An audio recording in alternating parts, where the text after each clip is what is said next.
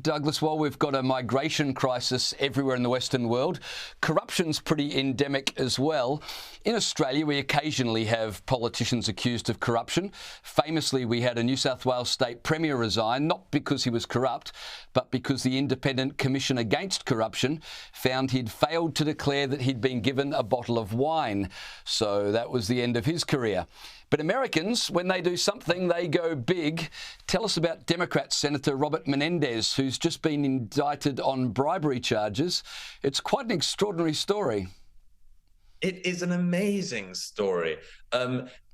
Senator Menendez, longtime senator, and he was raided last week. I wrote about this in The Spectator this week. His house was raided by law enforcement who found almost $500,000 in cash packed into jacket pockets and closets in his house. They also found, I think, something like 13 bars of gold. Now, the bars of gold appear to have been given to the senator by some Egyptian businessmen. And just to make the matter even worse and more humiliating, the law enforcement also found on Menendez's computer that he'd Google searched the price of a bar of gold. So it's a really humiliating thing for him. But it's an astonishing story for several reasons. One is, of course, Menendez is trying to claim innocence. He claims that he has routinely for many years transferred money from his bank account into cash and kept it in his house. And he said it's because of his Cuban family's record of having things confiscated. Now, Menendez was not born in Cuba. And in any case, if you feared having your cash confiscated, it's much more likely to be confiscated if you're leaving it in huge piles in your house. And that form of confiscation is known as burglary.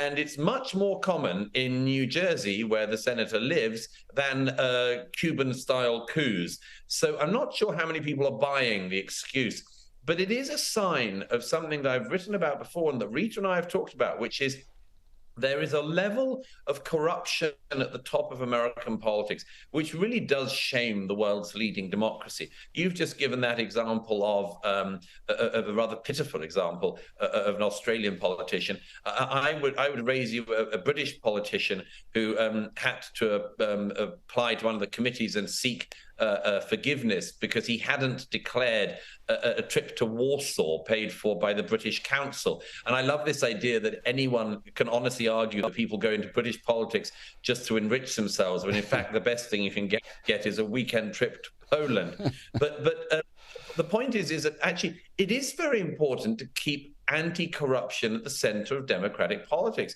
You do in Australia, we do, I think, in Britain, but in America, I mean, we're talking about a country where the former Speaker of the House, Nancy Pelosi, has managed to increase her wealth by $140 million since the financial crisis of 2008. I submit to you that what is called insider trading on Wall Street and is illegal seems not to be illegal when it happens in the House. And I think that Americans and American democracy as a whole really needs to think about this.